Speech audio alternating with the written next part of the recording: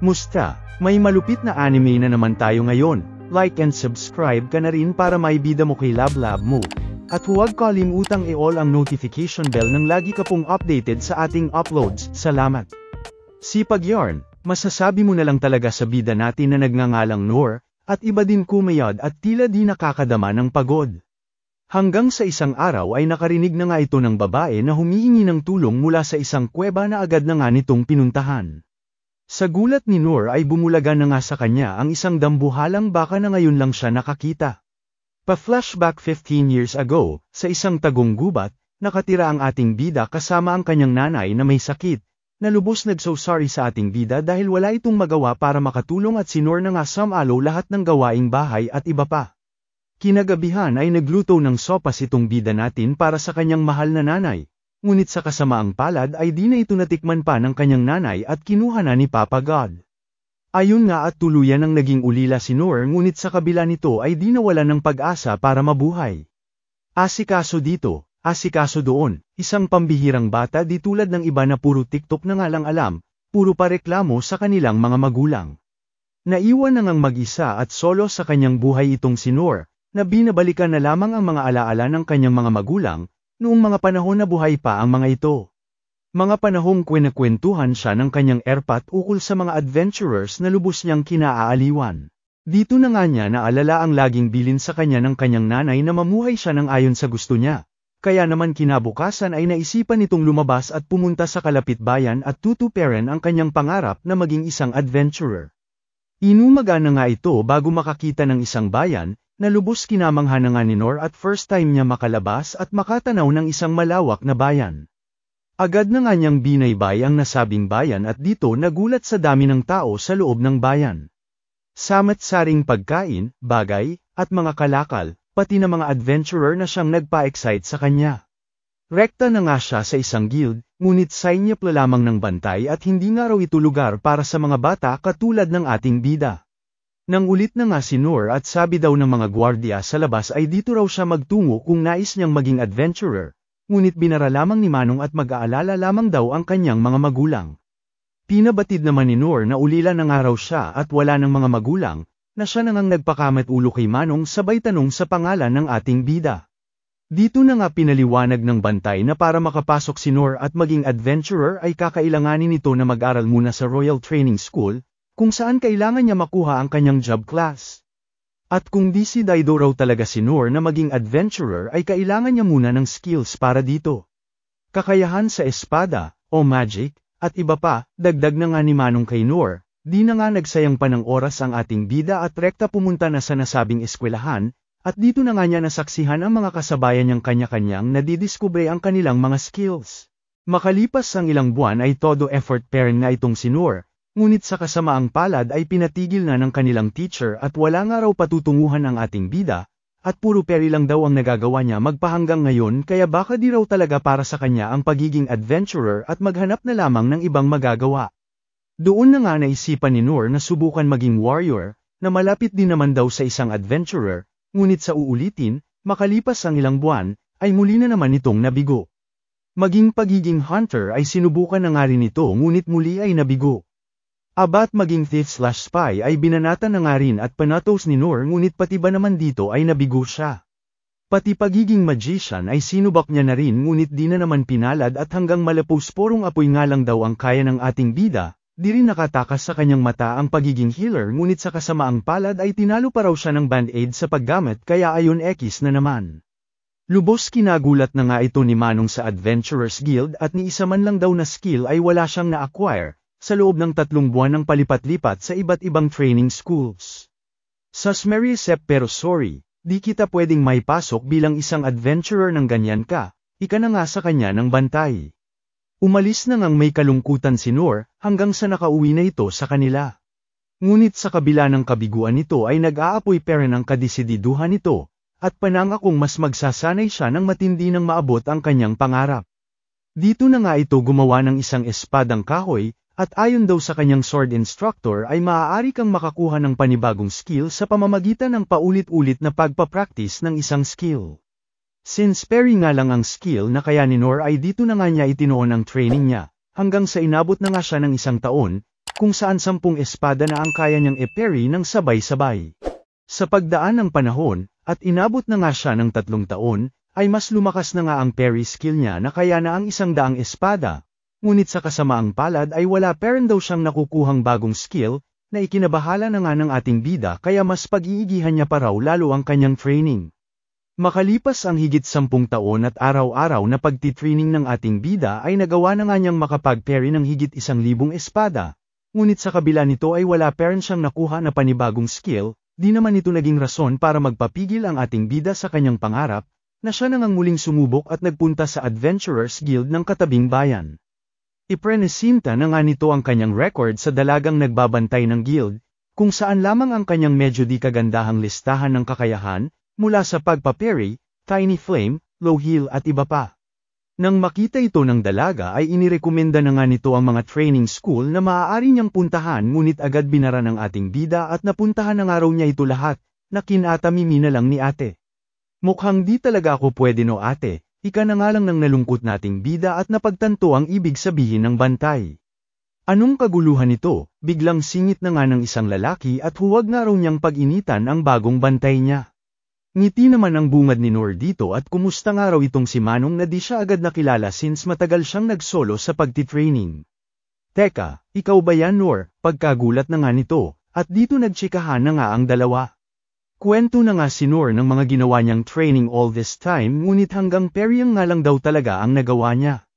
Ayon naman kay Manong ay may iba't ibang ranks daw ang adventurers, mula S rank bilang pinakamataas hanggang E rank bilang pinakamababa. At para mapabilang daw sa E-rank ay kailangan mo munang magkaroon ng higit sa isang kapaki-pakinabang na skill, na sa kasamaang palad ay wala raw dito kay Noor. Ngunit, datapwat, subalit, ay hindi ibig sabihin ito na wala ng iba pang paraan para maging isang adventurer, ika na nga nito na lubos kinatuwa ni Noor. May tinatawag pa raw na F-rank na hindi pamilyar sa lahat, dahil may kaakibat daw itong kondisyones, kung saan bawal kumuha ng anumang quest na may kinalaman sa pagpatay at pagkuha ng mga items, at tanging mga gawain lamang sa palibot ng bayan ang pwede mong gawin, na halos mga pulubi nga lang daw ang pumapitos, di pa man tapos magsalita ang lalaki ay pinatulan na nga ito agad-agad ni Noor at i-register na nga raw siya ni Manong dito. Dito siyang tunay nga nakuha na ni Noor ang F-rank adventurer license niya na lubos kinatuwa na nga ng ating bida. Wala na nga itong sinayang pa na oras at binanata na lahat ng maliliit na gawain sa loob ng bayan, araw-araw, walang palya, iba din talaga ang kadesididuhan nitong ating bida. Happy-happy na nga si Noor dahil sa wakas natupad na raw niya ang pagiging adventurer ng may pakinabang sa ibang tao.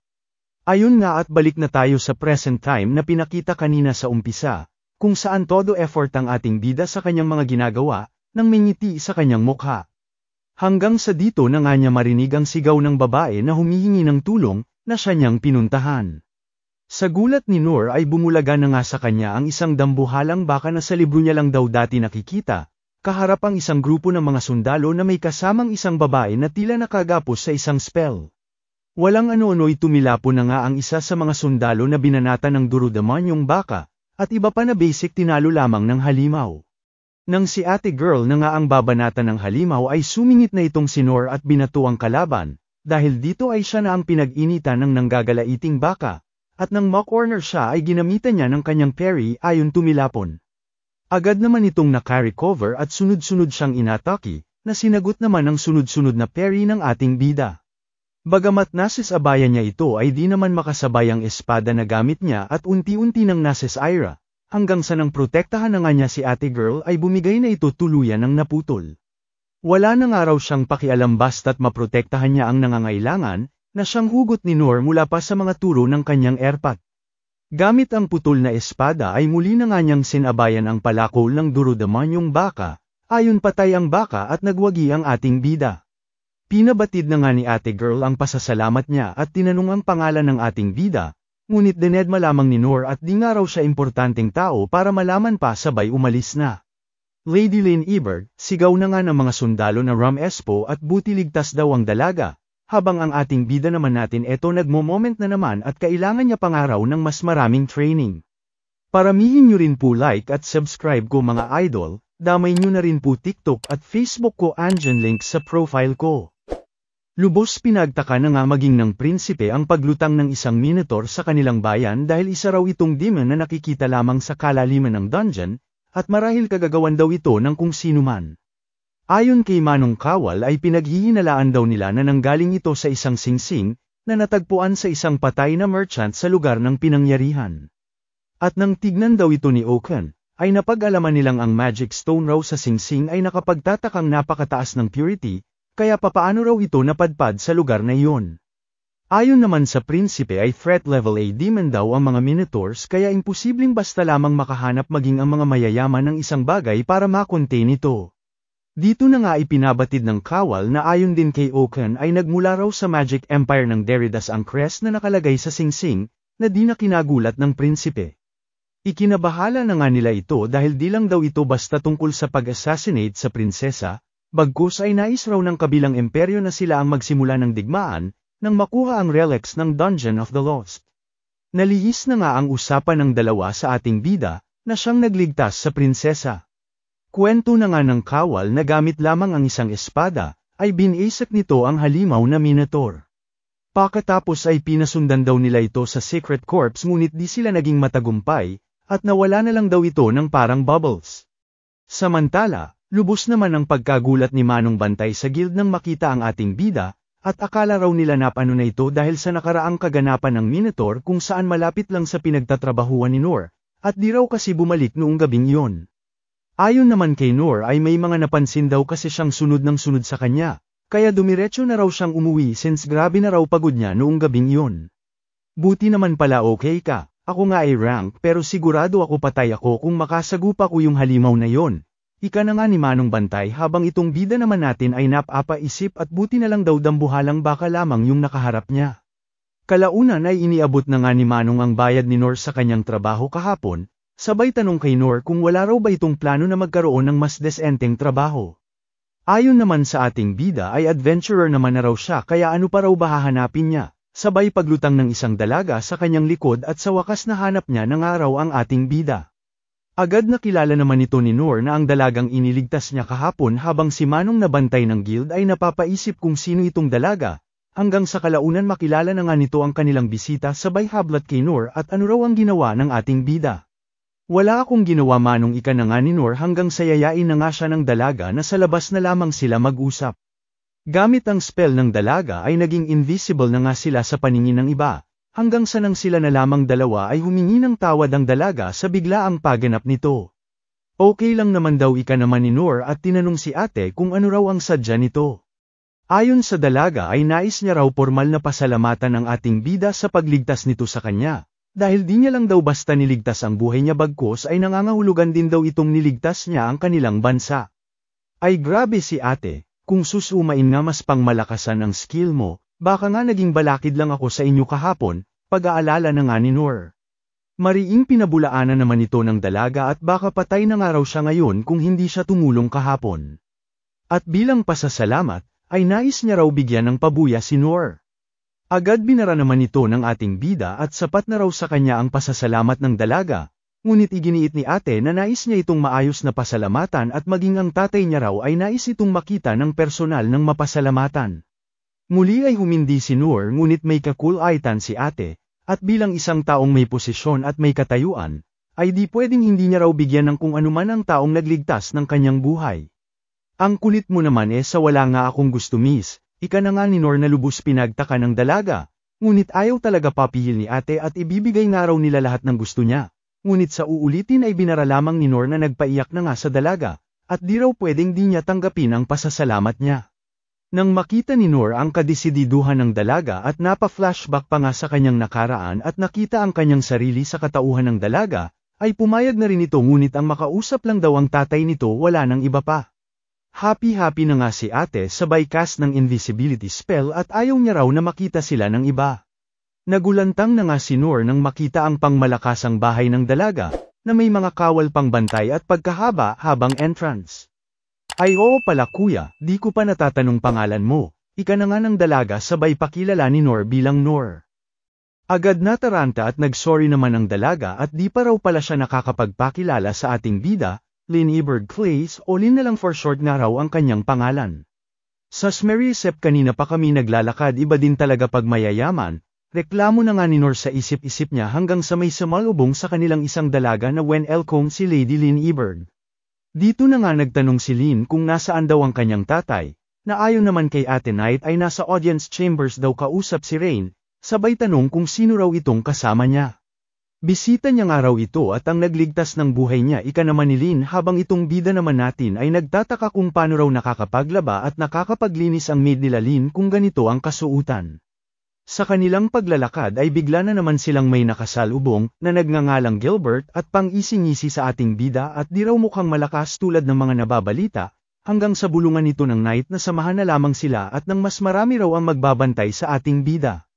Samantala, pinaalam na nga ng prinsipe sa hari ang mga impormasyong nalaman nila sa kanilang investigasyon, na kinabuisit ng hari at tila wala raw pakialam ang Derrida sa treaty nila. At halatadong nais makamkam ang kanilang dungeon base sa nakaraan nilang pakikipagpulong dito. Sa gitna ng kanilang pag-uusap ay dumating na nga sila Lin at iba pa, na agad binati ang kanyang tatay at pinakilala ang kanyang tagapagligtas na si Nor. Agad binati naman ito ng hari at nagpasalamat, habang itong bida natin ay nag-aalala since di raw siya parehas ng mga ito na yayamanan at mga aristokrat ay baka may magawa o masabi raw siya na hindi ayon sa kanilang asal. Tinawanan nga lang ito ng hari at mas okay nga raw kung ganoon, sabay muling nagpasalamat kay Nor dahil iniligtas daw nito ang kanyang anak. Walang anuman Lods, ika na nga ni Nor habang sa isip-isip niya ay sa wakas tapos na raw ang pagpapasalamat ng erpat ni Lin kaya makakauwi at makakaligo na siya sa bahay niya. Ngunit sa kasamaang palad kagaya ng anak nito ay kinulit na nga siya nito tungkol sa nais niyang pabuya, mapalupa man o pera, si Nor na nga raw ang bahala. Agad tinanggihan na nga ito ni Nor, ngunit humirit muli ang hari kung nais niya raw ba ay kayamanan mula sa dungeons, at lulan nga raw ng kanilang bansa ang pinakamatandang dungeon sa buong mundo na may samat-saring kayamanan, at kung nais daw ni Nor ay ibibigay niya rito ang kalahati ng lahat ng ito. Sa kabila ng pangmalakasang offer na ito ay muli na naman itong tinanggihan ni Nor, at ipinabatid sa lahat na hindi niya nga raw kailangan ng anumang magarbong pabuya o ano pa mang regalo mula sa kanila. Dahil sapat na raw ang kanilang pasasalamat. O siya, baka ito magustuhan mo, banat na nga ng hari na kinuha ang kanyang dambuhalang espada, na kinagulat ng ating bida habang kinabahala naman ng iba at mukhang importante ito sa hari. Huwag nga raw silang mag-alala dahil di niya naman na raw nagagamit ang espada at display na lamang, at sayang naman daw kung dito na lang nakapirmi. Lubos na gulat na nga si Nor sa bigat ng espada at mukhang importante raw na bagay kaya muli ay tinanggihan. Ngunit mariing pinabatid ng hari na napulot niya lamang daw ito at isipin na lamang daw ni Nor na pinasa na niya ito sa kanya. Okay na nga lang si Nor, sabay pinasample ng hari at iwas-iwas niya raw, na siyang tunay nga binasek lamang niya at lubos kinagulat ng lahat. Namangha na nga ang hari at yak raw ng ating bida ang espada ng isang kamay lamang, sabay humingi ng pabor at kung pwede raw turuan niya ang anak nito, na kinabahala ni Nor at wala raw siyang may tuturo dito. Tsaka desisyon daw dapat ito ni Lin at dapat di pinapaki-alaman ng mga magulang, na tila nagpintig sa pandinig ng dalagang Knight habang ang hari naman ay natawa at sinang-ayunan ng ating bida, na tila di peren alam na hari ang kanyang kaharap at kausap. Nagpaalam na nga si Nor na aalis na, at habang naglalakad ay biglang natigilan nang makita ang lapad ng espada, na sakto raw sa kanal nila Aling Stella, abat di na raw siya mahihirapan ngayon na linisin yun, buwisit na tuwa ginawang pala ang espada, haha. Sa kung saan ay bigla na nga lang sumingit si Ate Knight at kakausapin daw muna si Nor, sabay nagsorry sa naging asal niya raw kanina sa taong nagligtas ng buhay ni Lady Lin. At ngayong nagapag-sorry na raw siya ay nais niyang ipabatid sa ating bida na katungkulan nilang protektahan ng pamilya ng Clays, at isinasaalang-alang ito una sa lahat.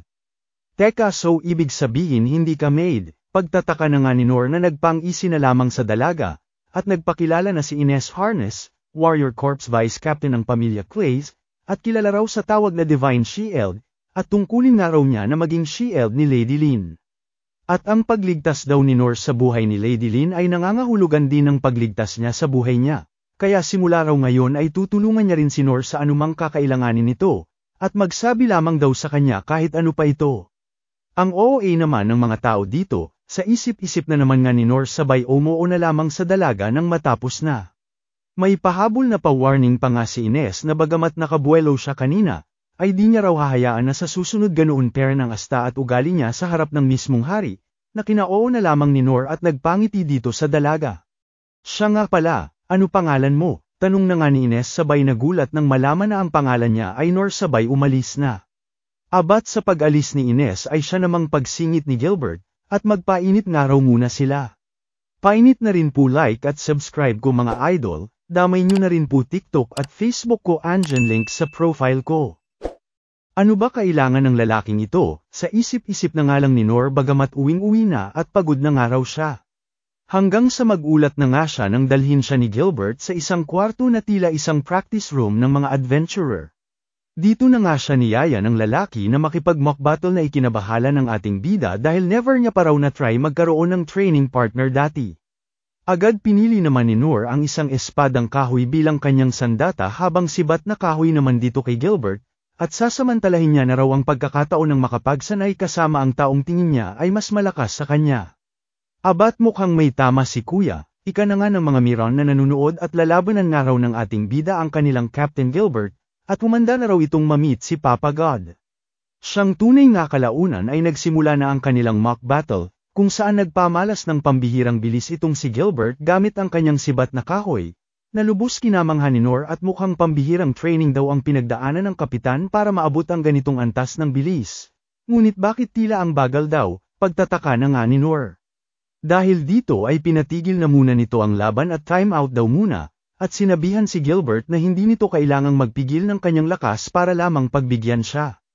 Oo na nga lang si Gilbert, at siyang tunay nga ay mas mabilis na mga atake na ang ipinamalas nito, ngunit kagaya kanina ay madali lamang naiiwasan ni Noor na lubos ikinabahala ng kalaban at panoong di man lang daw niya matamaan ang ating bida. Sa kung saan ay bigla na namang nagpa-timeout si Noor at sinabing huwag na raw siyang masyadong partidahan ni Gilbert at kaya pa naman daw niyang makasabay kahit mas bilisan pa nito, na tila nagpatigil na nga sa kalaban at effort na nga ito kanina pa. Hanggang sa bigla na nga lang itong bomb iron ng isang pangmalakasang atake na tinawag nitong drug rave, at binanat sa ating bida. Ngunit sa gulat ng lahat ay basic iniwasan lamang ni Noor, nakalaon ay bigla na lamang sumuko at itigil na raw nila ang kanilang mock battle, di na nga makapaniwala ang lahat na may taong nagawang iwasan ang signature move ng kanilang kapitan, habang sa tabi naman ay nagmumuni-muni itong si Gilbert, sabay pa flashback sa kanyang nakaraan. Una pa lang daw ay alam niya nang may likas siyang talento sa sibat, at sa bawat pakikipaglaban o training niya ay mas lalo niyang napapalakas ang kanyang teknik maging ang sarili niya. Ngunit ito rin ang nagbigay pagkayamat at tamlay sa buhay ni Gilbert dahil wala raw siyang makitang karapat-dapat na kalaban na siya niyang katapat, at halos nakalaban na raw niya lahat ngunit puro mahihina lamang. Dahil dito ay muli raw siyang bumalik sa Royal Capital para mang-hunting ng demons, makahanap ng malalakas na tao, kahit ano sa pagnanais na makahanap ng kalaban na kahit papaano siya raw ay pagpapawisan, ngunit sa kasamaang palad ay olats talaga at buong pagkatao niya raw ay bored na, at napapalibutan daw siya ng puro mahihina. Kinilala na nga rin itong Spear Sovereign, isang titulo na binibigay lamang sa mga natatanging adventurer tulad ni Manong Instructor na may titulong Sword Sovereign, ang isa sa mga instructor ng training school na sinubukan ni Noor noong siya ay bata pa. Bakit di raw subukan ni Gilbert si Ines kung talagang nais nito may mock-alaban at bored na bored sa buhay niya? Ika na nga ng instructor ngunit agad namang binara ng binata at sinabing iba namang paraan daw ang lakas ni Ines tsaka sigurado raw siya mananalo siya kung sakaling magmo-mock battle sila ng dalaga. At mas okay pa raw kalaban nitong instructor kung sakali, sabay pasa ng tanong sa Sword Sovereign at kung di raw ba ito nabobored sa buhay niya, na puro pag-training lamang ng mga bagong adventurers ang ginagawa na alam naman daw nilang puros lang mahihina. Pinabatid naman ng instructor na ginagawa niya raw ito para protektahan ang Royal Capital at humubog ng mga panibagong tulad nila, tsaka sigurado raw balang araw may darating na lalampasan sila. Ay sana all abutan pa yang araw na yan, ika na nga lang ni Gilbert at baka mag-retire na lang daw siya sa sobrang kayamutan. Lubos na curious na nga itong si Gilbert kay Noor na basic tinalo lamang ang isang Minotaur, na wala man lang can't erase interest sa mga pangmalakasang reward sana ng hari dito, at wala ring modo sa harap ng mismong hari. Sa una inakala niyang kalokohan lang ang ating bida, at sa unang tingin aakalain mong tambay lamang sa kanto, ngunit kwento mo sa mama mo, abat hype na yan di man lang dumampi ni isang beses ang sibat ko, na kahit ang pangmalakasang teknik niya raw na mas mabilis pa sa speed of sound, ang drug rave, ay basic lamang iniwasan nito, at sa unang pagkakataon daw sa tanan ng kanyang buhay, ay nadama niya ang sagad na pagkatalo. Dagdag pa raw ang biglaang pagsuko nito sa laban nila, at tila ayaw daw siyang ipahiya sa harap ng mga tao, at kita-kits na nga lang daw muli sa sunod nilang paghaharap, ngunit mas kinagulat ni Gilbert nang makita ang sahig, na puno ng mga bitak at pinagtataka kung saan ito lahat nanggaling, at sumatotal paano raw nagawang iwasan ni Noor ang buong hataw ng kanyang kapangyarihan sabay na pangisi na lamang at mukhang kapana-panabik daw ang mga susunod na mangyayari. Samantala, iba naman ang POV ni Noor. Kung saan lubos itong nabahala at akala pa naman daw niya ay malakas na siya, ngunit kung hindi lang daw nagpigil si Gilbert ay baka patay na raw siya ngayon at inaakal ang nagpartida lang ang kalaban sa hindi niya alam todo-todo effort na itong nilabanan siya. Masyado pa nga raw siyang mahina kaya kakailanganin niya pa raw ng mas matinding training, pagmumuni-muni na nga ni Noor. Abat di nga nagbiro si Noor nang sabihin nito na gagamitin niya ang espada bilang pangpala ng kanal, na lubos kinamangha nito dahil kahit anak-anak at pinakasulok daw ng kanal ay sobrang nalilinis nito. Pambihira nga raw ang espadang ito, ika na nga ni Noor habang pagkamangha rin ang nadama ng mga tao sa kanya dahil iba raw talaga tumrabaho ang ating bida, at nakapila na sa ating bida. Sa kabila ng kaliwat kanang trabaho ni Noor ay nangamba pera ng ating bida dahil nabawasan daw ang kanyang trabaho gawa ng nakaraang pagganap ng halimaw sa may kuweba. At since F-rank jobs lang ang nakukuha niya ay siguradong mauubos daw ito pagdating ng panahon.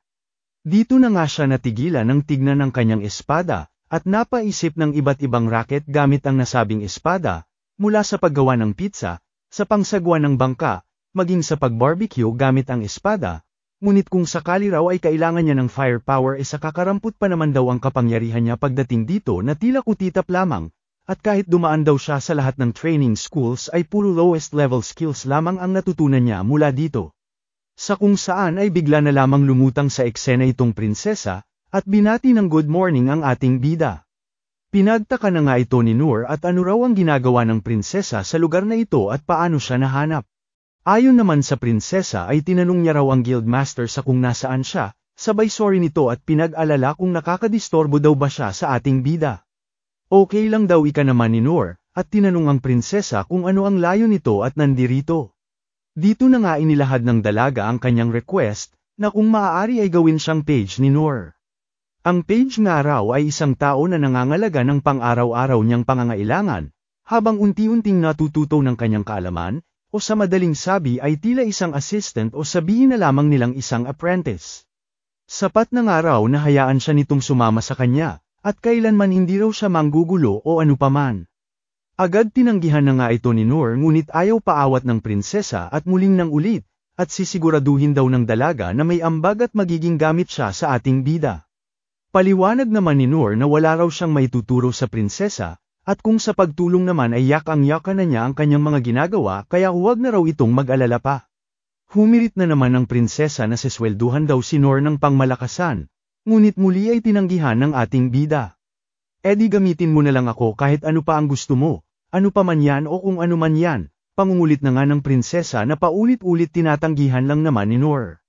Naluha na nga lang ang prinsesa sabay nagpasikat ng kanyang mga natatanging abilidad, at nang makita raw ng ating bida ang kanyang halaga at pakinabang, mula sa basic pagputol ng isang dambuhalang puno, hanggang sa pangmalakasan nitong spell, maging ang divine slash na isang sacred class skill daw, na lubos kinamangha ni Noor. Ngunit sa kabila nito at imbes na makatulong ay mas nagpahindi pa nga sa ating bida na tanggapin siya. Sa kadahilan ng mas pinatunayan lamang daw ng prinsesa na wala siyang maituturo na rito. Banat na naman nga si ate prinsesa na kinilala raw maging ng 6 na sovereigns ang kanyang kakayahan kaya sigurado raw siya na magiging kapaki-pakinabang siya sa ating bida. Kumpara nga raw sa ating bida ay walang-wala pa ito, kaya naman sana ay tanggapin daw siya ni Noor. Sa isip-isip naman ng ating bida ay lubos na mamroblema kung papaano mapapaintindi sa prinsesa na wala siyang maituturo dito, kaya naisipan na ipakita niya na nga lang daw sa prinsesa ang ibig niyang sabihin. At since pinakita raw ng dalaga ang mga pangmalakasan niyang skills kanina ay siya naman ang magpapakita ng kakarampot niyang skills ngayon nang matigil na ito. Kalaunan ay pinakita itong prinsesa na naglalakad habang nagmumuni-muni, tungkol sa kwento raw ng isang bata. Isang 12 taong gulang na bata, na pinuntahan lahat ng 6 na training schools para mag-aral, at sa kabila ng matinding hirap ay natapos itong lahat ng bata, na para sa iba ay hanggang 3 araw lang ang tinatagal kumpara sa bata na tinapos ang buong kurso 30 araw bawat training school, Tila kalokohan na kwento hanggang sa nakita nga raw niya ito sa personal. Ayon nga raw kay Instructor Okan, ay isang low-level skill lamang ang Tiny Flame, ngunit nagre-reflect ang laki depende sa pinagdaan ng training at mas lumalaki, na sa tanan daw ng 200 years niyang nabubuhay sa mundo ay napalaki niya ng ganito na lubos kinamangha ni Lin. Maging ang prinsesa ay sinubukan daw itong gawin at palakihin ngunit kailanman di niya nagawa, kaya lubos na gulangtang nang makita ang Tiny Flame ng ating bida, dahil nagmungtang raw ang Tiny Flame maging ng pinakamalakas na sorcerer ng mundo na si Okan kumpara sa ating bida, na ayon kay Noor ay ganito rin daw ang 5 niya pang ibang skill na natutunan mula sa 6 na training school kaya tumigil na raw ang prinsesa, nang di alam sa sarili na pangmalakasan na ito kumpara sa iba na lubos kinamangha ng prinsesa. Walang-wala nga raw siya kumpara sa ating bida, na sa kabila ng taglay na lakas ay nananatiling simple at mapagkumbaba sa iba. Moto nga raw ng kanilang pamilya ang maging malakas, at ang sagot na matagal na niyang hinahanap sa lakas na kanyang hanap ay dito niya mahahanap, sa bida nating muli nitong pinuntahan, at tinawag na Noor Sensei. Palakasin niyo rin po like at subscribe ko mga idol, damay niyo na rin po TikTok at Facebook ko andyan link sa profile ko. Di na nga matunawan si Rain at bakit sa dinamirami raw ng mga tao ay sa bida pa natin ibinigay ng hari ang espada nito, ang espada kung saan ang galing pa sa pinakamalalim na parte ng Dungeon of the Lost kung saan nakasama ng hari ang Sovereign Six, isang napakadelikado at pagkatagal-tagal na quest bago nakuha ang nasabing espada na gawa sa di malamang material, na walang kasing tigas mapa Mithril Man, Orichalcum at Mana Metal, at kahit ano raw gawin nila ay wala man lang nakakagasgas dito kaya tinawag nilang Unbreakable Blade. Wala nga raw katumbas ang halaga ng espada, para lamang ipamigay ng hari ng basta-basta. O baka mali nga raw siya at may nakita ang hari kay Noor kaya nito pinagkatiwalaan. Samantala, heto naman ang prinsesa kasama ang ating bida, na nag-aalala at kung okay lang daw ba na nasa labas ang prinsesa. Huwag nga raw mag-alala si Noor dahil adventurer daw ang ganap niya sabay tinawag na Noor Sensei ang ating bida. Namroblema na naman nga sa isip-isip si Noor at ito na naman nga raw sila sa pasensei-sensei nitong prinsesa sa hindi nga raw siya angkop na teacher para sa dalaga, ngunit walang magawa sa kakulitan ng prinsesa. Didiretso na nga lang daw siya sa guild nang makita ng prinsesa kung gaano kasample lamang ang pagkatao niya at nang matauhan na raw ito sa katotohanan. Pinagtaka na nga ng guild master sa kung bakit kasama raw ni Noor si Lady Lin Eberg, na agad namang binara ng prinsesa at tawagin na lamang daw siyang Lin at nandirito nga raw siya bilang isang normal na adventurer. Sorry na nga lang si Manong sabay pabulong-bulong kay Noor kung may nangyari na naman daw ba. O siya, ika na nga lang nito at tinanong sila kung nandirito raw ba para maghanap ng trabaho. Since Silver B rank nga raw si Lin at dalawa naman sila ay maaari raw nilang gawin ang goblin hunting job sa kagubatan ng capital, na lubos kinagulat na nga ni Noor at kung talagang pwede raw ba ito sa kanila since first time nga nitong ating bida. Oo naman itong si Manong at Silver B rank nga itong si Lin kaya pwede, na nagpang-isi na nga kay Noor sabay nag-alala at kung nagagamit niya lang daw ba ang adventurer rank ni Lin para makuha ang quest na ito. Magmumukha raw siyang ipokrito lalo na at todo pinagtatabuyan niya ito simula pa lamang. Kalaunan ay tinanong na nga lang niya kung okay lang ito sa prinsesa, na agad namang umokay at magsabi nga lang daw si Noor kahit ano gagawin nito. Happy na nga si Noor sa kabila ng pag-aalala nitong paggamit sa dalaga ngunit bahala na nga raw si Batman dahil isa ito sa mga pangarap niyang gawin, sabay mangtangang alis nang hindi pa alam ang kabuuhan ng quest kaya muling tinawag ng guild master. Dito na nga ipinaliwanag ni Manong ang kanilang quest at kung saan ito, na ayon kay Lin ay nasa Forest of Beast.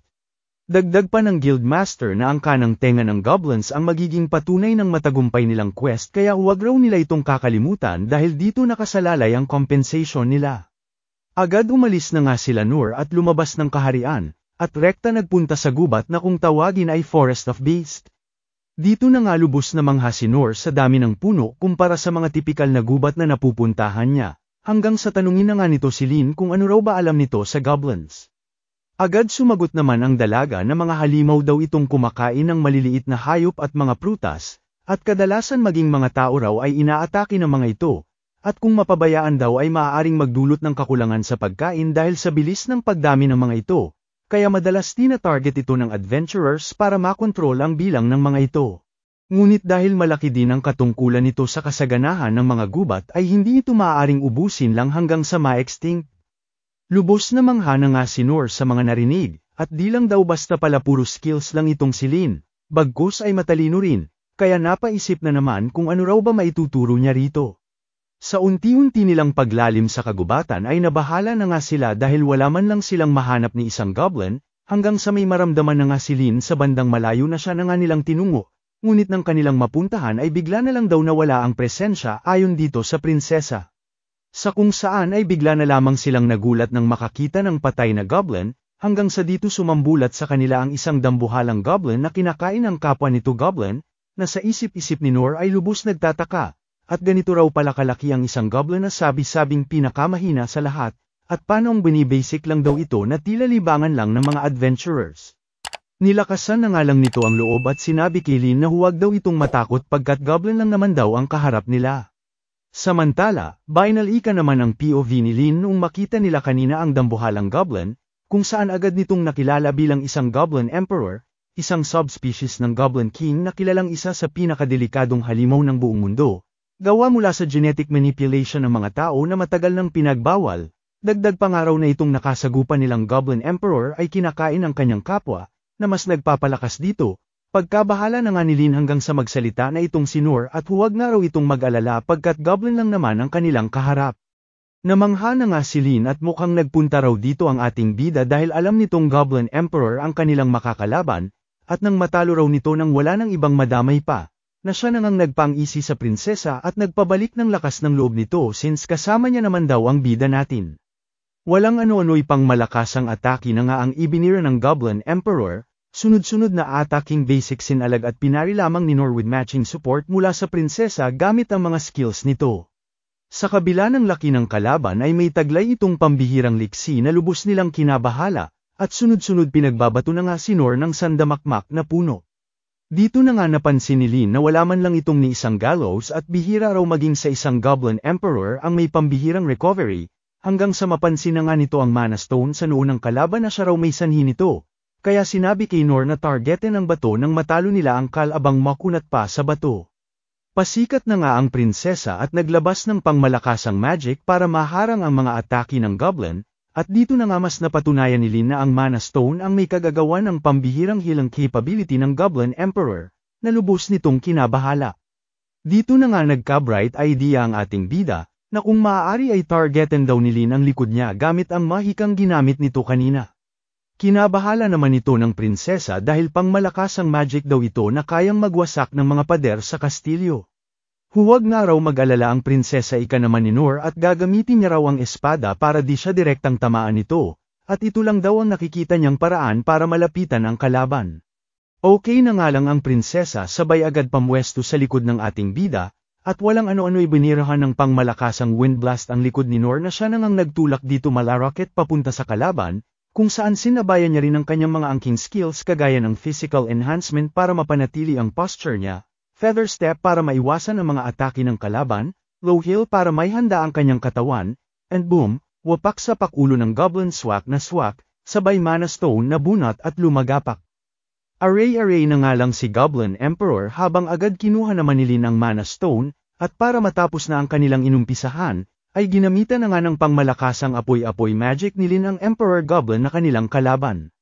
Ayon nga at nasunog na ang Goblin habang sa isip-isip ni Noor ay di nga raw muna siya tatanggap ng mga ganitong quest, at kung sakali ay magti-train daw muna siya ulit bago kumuha ng susunod na quest, di nagtagal ay umabot na nga ang balita sa kaharian, at sa pagkakataon nga raw ngayon ay Goblin Emperor naman ang lumutang malapit sa kanilang kaharian, na di ma-imagine maging nitong prinsipe kung gaano raw kalakas lalo na at may pure Mana Stone daw na mas nagpalakas pa rito. Ayon din daw sa balita ay ilang beses itong mas malaki kumpara sa size ng isang Goblin King, na lubos nilang kinabahala. Maaaring kagagawan daw mismo ito ng Magical Empire ngunit ang Mana Stone daw ay napag-alaman nilang Demon's Heart na nagmula pa sa Holy Theocracy of Mithra.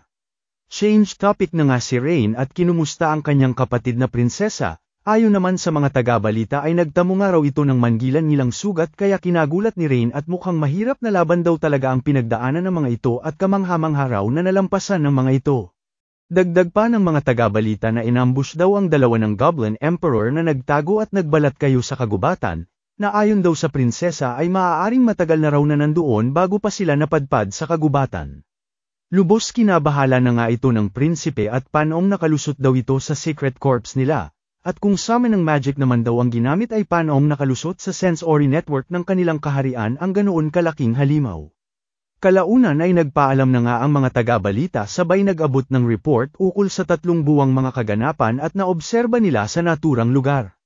Samantala, balik guild na nga sila Lin at Nor at natapos na nga nila ang kanilang quest, at todo pagpuri nga itong bida natin sa mga paganap ni Lin kanina na kinasyay-syay na nga ni ate prinsesa mo. Siguro nanood ka lang sa tabi Aces baguhan ka pa nga talaga, banat na nga sa kanya ni Manong, na siya namang sinang-ayunan ni Nor at halos kaunti nga lang daw na itulong niya kay Lin, na siya niya raw tagapagligtas. Hala siya, ako nga yung kaunti lang ang naitulong, ribat naman ng prinsesa. O siya, ika na nga lang ng guild master at alam naman daw nila na maging sa mga baguhan ay mahirap daw ang goblins, nang di alam na Goblin Emperor ang kanilang nadalay, sabay tanong kay Nor kung kamusta raw ang experience. Ang hirap nga raw ika naman ni Nor at di niya raw inakala na ganoon nito sa personal, plus may bato pa nga raw ito sa noo na di niya inakalang kahinaan ng mga ito. Pinagtaka naman ito ni Manong at anong bato raw ang sinasabi nito, at kung goblin daw ba talaga ang pinag-uusapan nila. Oo naman si Nor, kahit tanungin nga raw nito si Lin, oo din naman itong si Lin at kung ano raw ang sinabi ng Nor sensei niya ay yun na yun, kahit ano pa raw sabihin ng iba. O siya, baka manas lang na goblin, ika na nga lang ni Guildmaster sabay hiningi sa kanila ang tenga nito bilang patunay. Natigilan na nga lang ang dalawa, at sinunog nga raw nila ang goblin kaya walang natira. Pahingi na rin lods ng like at subscribe, damay nyo na rin po TikTok at Facebook ko andyan link sa profile ko. Lubos na bahala na nga si Rain sa mga nabasang report, at di lang pala sa Forest of Beasts nangyayari ang mga kababalaghan bagkus ay kalat na sa buong bansa nila. Kaya agad inutusan ang kanyang mga alagad na ipatawag ang 6 na sovereigns at may emergency nga raw sila. Samantala, habang stress na stress itong prinsipe ay celebration mode naman itong bida natin kasama ang prinsesa sa nakaraang matagumpay na quest nila laban sa Goblin Emperor, at buti na lang daw binigyan parents sila ng reward ni Manong Guildmaster kahit wala silang naiuwing ebidensya. Habang kumakain ay napaisip na naman si Nor kung hanggang kailan daw ba siya bubuntutan nitong dalaga, at di raw ba nag-aalala ang pamilya nito sa kung ano ang ginagawa nito. Sakto kalaunan ay nagpaalam na nga ang prinsesa at uuwi na raw muna siya sa ngayon. Ngunit bago pa man ito makaalis ay bigla na lamang lumutang sa eksena ang kapatid nito, at tila hinahanap ang dalaga. Dito na nga nag-sorry ang prinsipe sabay inilahad ang kanyang layon, na kung maaari ay samahan daw ni Nor si Lin kinabukasan sa isang bayan malapit sa Mountain District. Huwag nga raw silang mag-alala at bibigyan niya sila ng service plus may ipapasama pang escort, at pagpasensyahan na raw ang bigla-bigla ang pakiusap at kakulangan ng impormasyon ngunit hangad nila ang kooperasyon ng ating bida sa ngayon. Okay na nga lang si Nor at mukhang kailangan niya na raw mag-empake para sa paglalakbay na ito. Pahabol naman ng prinsipe na babayaran daw nila si Nor plus lahat ng travel expenses nito kaya wala raw itong dapat ikabahala pa. Tsaka siya lang daw ang maaasahan nila sa bagay na ito kaya lubos na kiusap sa bida natin. Ayon nga at tinanggap din naman ni Nor ang pakiusap ng prinsipe, at maging ang guildmaster daw ay ito rin ang payo sa ating bida since maganda raw ang deal na ibinigay kay Nor. Ngunit ayon dito sa ating bida, ay tinanggap niya lamang daw talaga ang offer dahil sa kailanman di pa raw siya nakakasakay ng karuwahe, at nais niya raw masubukan kung ano raw feeling ng nakasakay dito, hahabwisit. Anyway ayun na nga at tuwang-tuwang na sa kanyang biyahe si Nor, hanggang sa kalaunan ay natigilan ito nang mapansin na tila tahimik lamang sa tabi ang prinsesa kaya kinausap ito. Nag-sorry na nga si Lin lalo na at biglaan daw ang request ng kuya niya dito kay Sensei Nor niya, na agad namang binara ng ating bida at huwag daw itong alalahanin ng prinsesa, tsaka bayad naman daw siya sa paglalakbay na ito at pagbawi niya raw ito sa prinsesa sa nakaraang Goblin Quest nila. Sa kabila nito ay di pa rin mapalagay ang prinsesa lalo na sa plano nila na rektang puntahan ang kabundukan ng Tauros, as per utos nga ng prinsipe, at kung sakali raw na walang mangyari ayon sa prinsipe ay diretso sila sa Holy Theocracy of Mithra. Maging si Ines, na siyang escort nila ay sinabihan ng prinsesa na huwag na masyadong mag-alala pagkat nandirito raw siya, sabay pa flashback noong kausap nito ang prinsipe na siyang binigyan siya ng secret task, at dalhin nga raw ng ligtas ang prinsesa sa Holy Theocracy of Mithra dahil magkakaroon daw ng kaguluhan sa kanilang bansa. Kalaunan ay nagpahinga muna sa kanilang paglalakbay ang tatlo, at dito sinamantala ni Ines ang pagkakataon para humingi ng pasensya kay Nor at nadamay na nga raw sa mga kaganapan. Pinagtaka naman ito ng ating bida at bakit daw ito nag-so sorry sa simpleng biyahe lang naman daw ang ginagawa nila, Tsaka bakit tila kanina pa raw aligaga ang dalaga at ano raw ang bumabagabag dito? Ayon naman kay Ines ay may mga iniisip lang daw siya, dagdag pa raw kung paano niya poprotektahan ang ating bida kung sakali, na agad namang sinapla ni Noor at kaya niya raw ang sarili niya kaya huwag mag-alala ang dalaga. Dito na nga pinakita ni Ines ang kanyang abilidad, ang Divine Shield, at kung sakaling may mangyari raw ay magtago lamang sila sa likod niya nang sila ay maprotektahan niya, at anumang magic o sandata ay di raw tatago sa kalasag na ito. Lubos na mangha na nga ang ating bida sabay na alala ang lalaking nakalaban niya kamakailan lang na hindi niya na naman maalala ang pangalan, at parehas nga raw dito kay Ines na may mga pambihirang natatagong lakas, kumpara raw sa kanya na sa simpleng goblin lamang ay sobra raw nahirapan. Drama mode na nga si Ate Mo with matching pa-flashback pa ng kanyang nakaraan, noong nasa bahay ampunan pa ito kung saan na-discover nito ang kanyang kapangyarihan, kasama ang kanyang kaklase na bigla na lamang nasugatan ng hawakan ang liwanag sa kanyang kamay. Dito na nga siya pinatawag ng mga sovereign para makita ang kanyang kapangyarihan, na ayon sa mga ito ay rare skill daw na pwedeng maging sandata at mahiwa ang anuman, o isang kalasag na kayang protektahan ang sinuman, at kung gugustuhin nga rin daw ng dalaga ay kayang-kaya nitong magpatambo ng isang bansa gamit lamang ang skill na ito. Ngunit huwag nga raw mag-alala si Ines pagkat simula ngayon ay matututunan niya na kung papaano ito magagamit ng maayos. Simula nga raw noon ay tinuruan na siya ni Dandel, ang Sovereign of Shield, at iba pang Sovereign, ngunit dahil sa takot na makasakit pa ng iba ay inilayo na niya ang kanyang sarili sa iba. Dito na nga rin niya na ikwento kung saan niya narinig ang pangalan ng ating bida, na siyang bukang bibig daw ng tumayong tatay niya na si Dandel, at tila grabe ang paghanga sa ating bida. Dito na nga nagugat ang di niya maintindihang pakiramdam, tila pagseselo sa isang tao na kailanman di niya pa raw nakikita. Mas lumala pa nga raw ito noong panahong mismong nakilala na niya si Noor, ngunit sa pagkakataon daw na ito ay mas importante na maprotektahan niya ang prinsesa, bilang shield ng Clay's Kingdom. Sa gitna ng pagdadrama ni Ate Ines Mo ay napansin naman ni Noor ang kakaibang daan sa kabukiran, hanggang sa makita na nga rin ito ng prinsesa at iniutos na itigil ang karwahe. Walang ano-ano'y gumamit ito ng uncover magic at dito bumulaga sa kanila ang isang duro-demonyong palaka. Samantala, kaliwat kanang pagsabog naman ang kaganapan sa kaharian nila Lin, na inasahan na nga ng prinsipe kaya pinaalis sila Noor kasama ang prinsesa. Kinabwisit na nga ito ng hari at minura si Deridas, ang nakasagutan nitong hari kamakailan na nagbanta sa kanila at pakanangan ng lahat ng ito.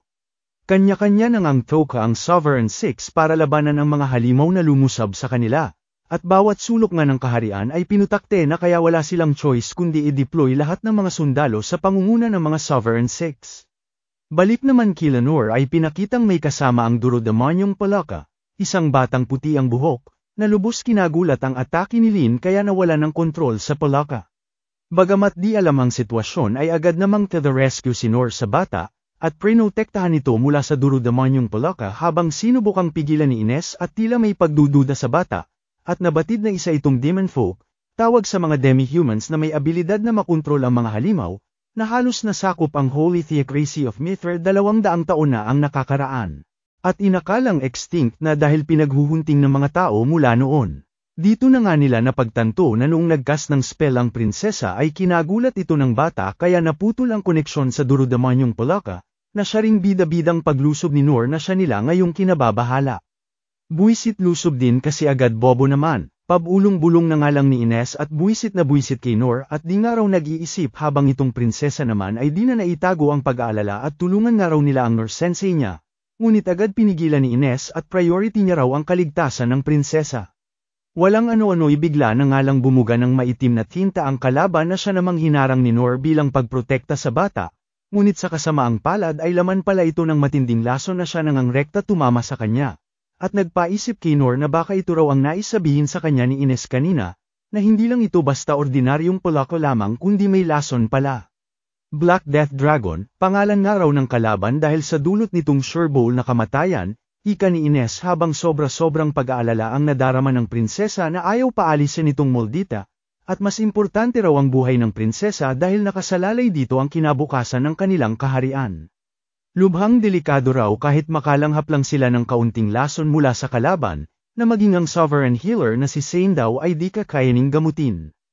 Pangmalakas ang usok na may laso na nga ang ibinira ng Durudamanyong Pulaka na agad namang hinarang ni Ines gamit ang kanyang Divine Shield, na sinabayan na rin ng prinsesa gamit ang kanyang Purification Magic ngunit sadyang malakas ang lason at di nadadala sa Purify. Sorry na nga lang daw kay Noor at simpleng sundalo lamang daw siya, sa isip-isip na nga ni Ines hanggang sa magulat ito nang makita na nakikipaglaban pa rin ang ating bida laban sa Pulaka sa kabila ng tindi ng lason na natamo nito. Dito na nga napagtanto ni Ines kung bakit ganoon na lamang ang paghanga ng airpot niya at ng ibang sovereign sa lalaking ito, at kahit ayaw niya man aminin sa sarili niya ay ito rin ang taong all this time hinangaan niya, na gagawin ang lahat, kahit isakripisyo ang sarili, maprotektahan lamang ang iba at nangangailangan. Isang tunay na shield, ngunit mukhang huli na raw ang lahat, sabay pakita sa ating bida na nakikipagsabayan pa rin sa kalaban sa kabila ng lahat, hanggang sa bumagsak na nga ito.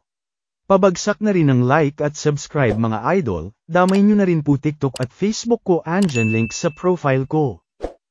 Sinumpang mga bata, tawag sa mga batang noong pinanganak ay may sinumpang kapangyarihan na kayang magkontrol ng mga halimaw, ngunit masahol pa sa hayop kung ituring ng mga tao, ayon dito sa bata na nagkikwento.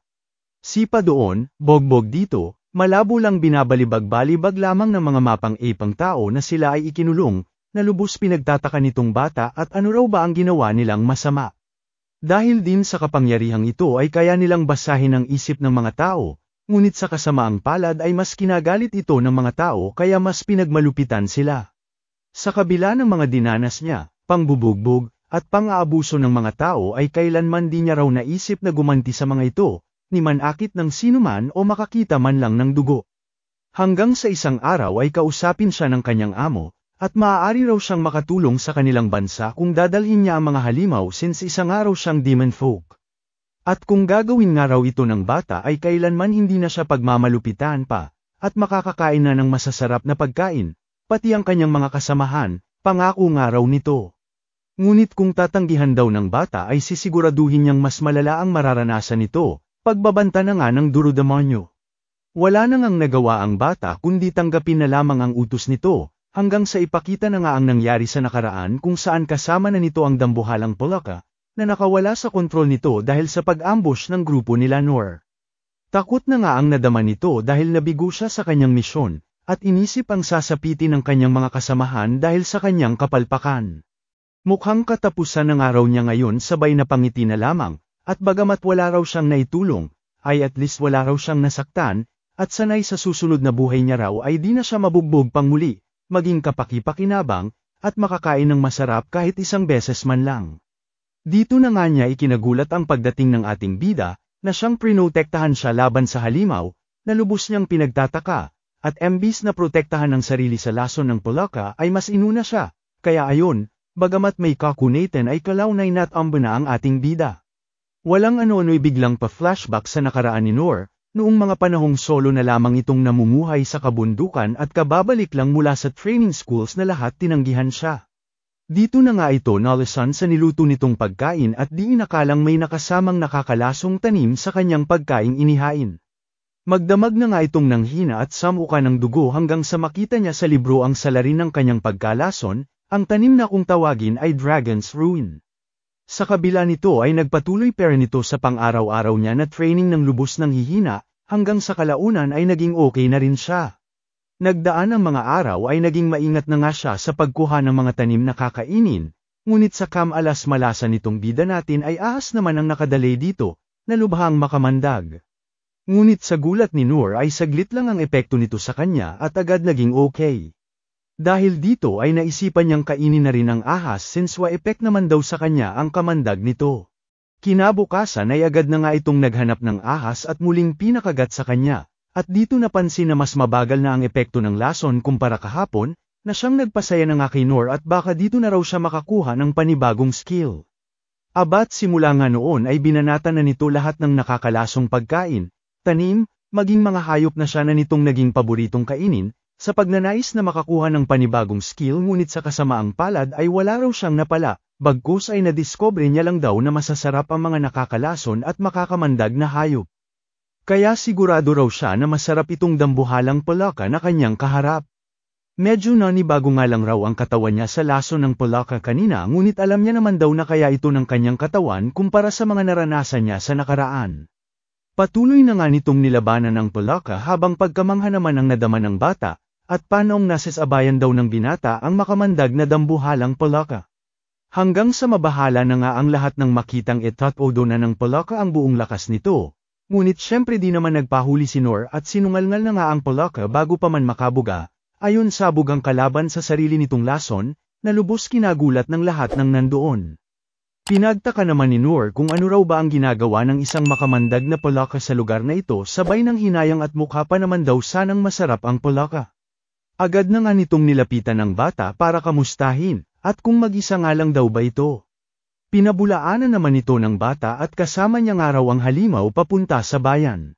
Nalubos kinagulat ng ating bida ngunit iba ang naintindihan. At inakalang kalakal ng bata ang Polaka at dadalhin sana sa bayan para ibenta, todo effort pa nga raw ito na itago ang sarili sa loob ng seal ng masigurong hindi mananakaw ang Polaka at made liver ng fresh sa pinakamalapit na bayan, at mukhang inalagaan pa naman daw ng matindi ng bata, ngunit heto, na-disgrasya na nga niya ang delivery nito, napatay niya pa ang ede-deliver sana nito, pagkabahala na nga ni Noor sabay todo-todong pagsorry sa bata at sa nagawa niya sa Polaka.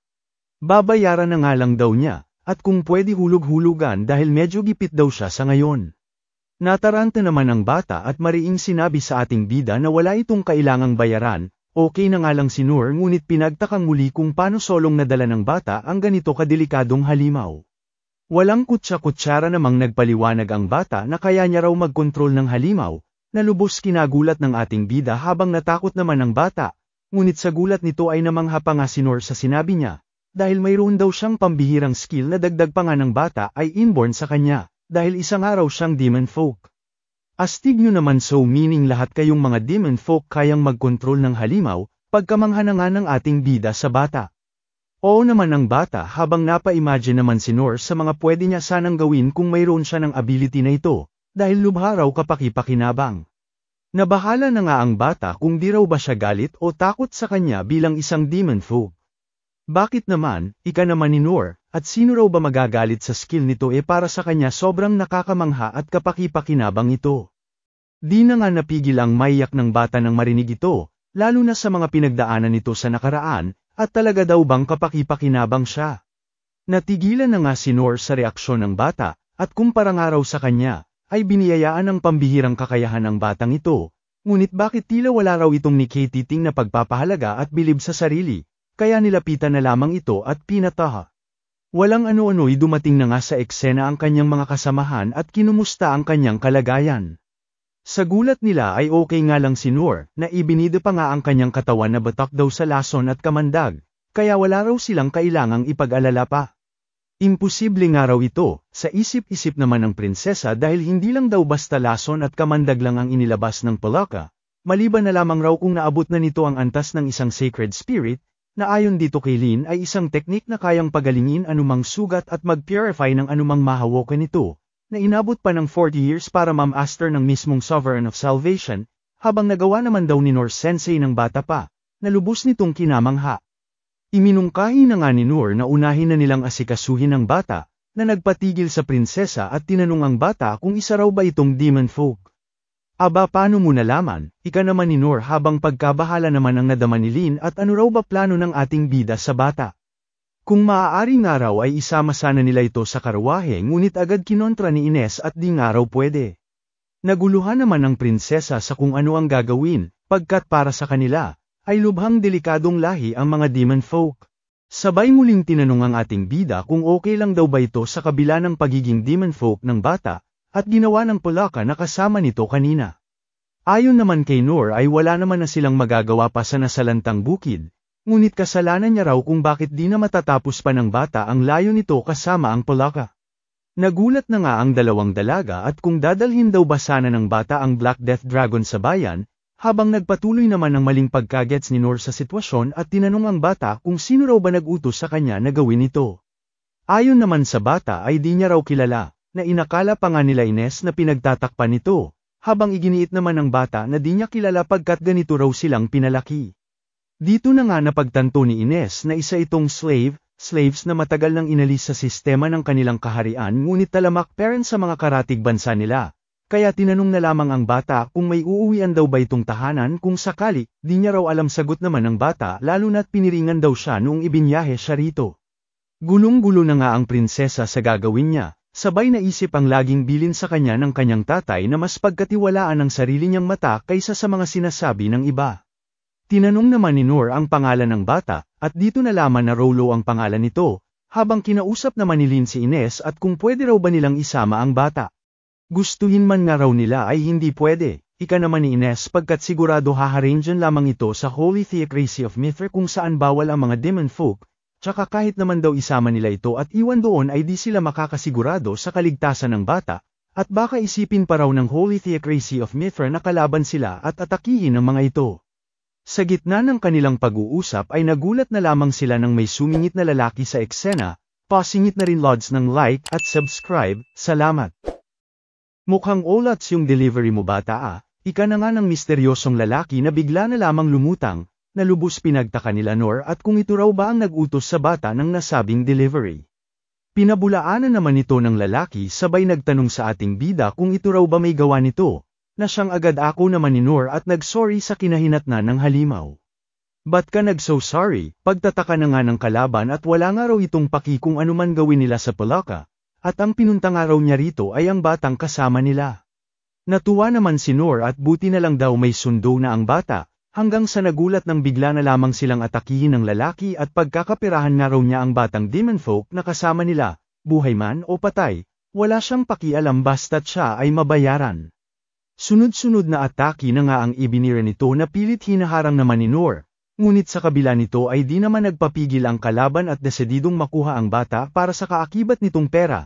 Kaya binanat-banatan ang bida nating nagkaditilapon-tilapon sa lakas ng atake ni Kuya Kalaban. Bagamat pang malakasan ang parry niya ay nagulat na nga ito sa lakas ng mga atake ng kalaban sa kabila ng liit ng sandata nito, na ikinumpara na nga ni Noor ang lakas sa dambuhalang baka na nakalaban niya raw kamakailan. Lubos ikinabahala na nga ito ng ating bida dahil tanging pagsangga lamang ang nagagawa niya sa harap ng pagkaliksiliksing assassin dagdag pa at prinoprotektahan na raw niya itong si Rolo. Habang sa malayo naman ay di makapaniwala ang prinsesa sa nasasaksihang labanan, at halos di nga raw nila masundan ang galaw ng dalawang naglalabanan. Todo protekta naman itong si Ines at delikado nga raw na lumapit sa dalawa, lalo na nga raw at kaharap nila ngayon ang lalaking tinaguriang Deadman, ang former S-rank adventurer na si Deadman Zodo. Pa-flashback na nga ito sa nakaraan kung saan topic nila ito kasama ang mga Sovereign, ang talented ong adventurer na naging S-rank noong bata pa, at natatanging tao na naging target ng kapwa nito mga S-rank. Dahil dito ay nagka-interes na nga itong si Gilbert na siya na lamang mag-hunting dito ngunit agad sinapla ng ibang Sovereign at inirekomendang huwag na nitong balakin pa, at sabihin na nga lang daw nila na sadyang iba si Zodo at masyadong malakas para labanan ng sinuman. Dito na nga sumingit si matandang ermitanyo at sinabing noong bata pa lamang si Zodo ay namaster na nito ang ancient art of dwarven alchemy, at sa edad na 13 lamang ay tinagurian nitong Dragon Slayer. Kinagulat na nga ito ni Gilbert at mukhang mas prodigy daw ito kumpara sa kanya. Idinagdag pa nga ni Tanda na sa sobrang lakas nito ay maging sa ibang bansa ay umabot ang reputasyon nito, at itinuring na pinakamalakas sa lahat ng adventurer. Ngunit sa kabila ng likas na talento at lakas nito ay kailanman din ito ginamit sa tama, na ayon pa nga sa records ay pumatay ng 36 na miyembro ng pamilya ng mga mangangalakal sa bayan ng Serenza, na lubos kinagulat ni Gilbert. Marami na nga rin ang nagmungkahi na tanggalin na lamang ang adventurer's license nito dahil sa maling gawain nito, ngunit hati ang opinyon ng lahat dahil sa dami na rin ang naging kontribusyon nito sa guild, at isa na nga rito ang pagpabagsak nito sa isang disaster level threat na halimaw ng mag-isa lamang ito, kaya naman isinangtabi na muna ang usaping ito. Kilala nga si Zodo na walang inaayaw ang komisyon, basta ba't may kikitain itong pera kahit ano pa yon. Wala nga raw itong pakialam sa moral, social etiquette, o maging history ng bansa, at isa nga sa mga pinakamalupit at walang awang ginawa nito ay ang magpabagsak ng isang buong bansa. Mula sa pagpaslang ng isang buong hukbo ng army hanggang sa pagsupil ng buong angkan ng royal family, na lubos ikinabahala ni Ines dahil tila ba walang konsepto ng mabait at masama sa sistema ng baliw na adventurer na ito. Marami na nga rin daw ang naghabol sa ulo nito dahil sa laki ng bounty na nakapatong dito, ngunit lahat dumagdag lamang sa listahan ng mga napatay nito. Kaya naman para maiwasan na ang mga pangyayaring ito, ay minabuti na lamang ng guild na magpakalat ng fake news na napatay na raw si Zodo, na siya nang pinanggalingan ng pangalan nitong Deadman Zodo.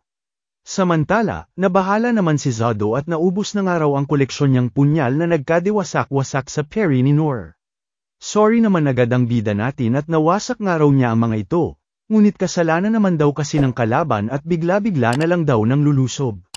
Hala, nag-sorry talaga ang tanga, ika na nga lang ni Zodo habang napapaisip, na hindi raw basta-basta lamang nawawasak ang Orichalcum at Dragon Tusk.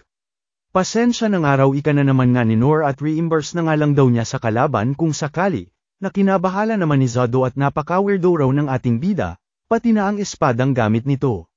O siya, mukhang kailangan ko na gamitin ito, ika na nga ng kalaban sabay bato ng kanyang cross na sandata sa taas, nakalaunay naging pagkarami-raming punyal na tinawag nitong Silver Cross, na lubos kinabahala ng lahat. Walang ano-ano'y pinaulan na nga nito ang kanyang sandata sa bata, na agad namang hinarang ni Noor ngunit sa kasamaang palad ay may karamihan kaya mismong katawan niya na ang panangharang maprotektahan lamang ang bata.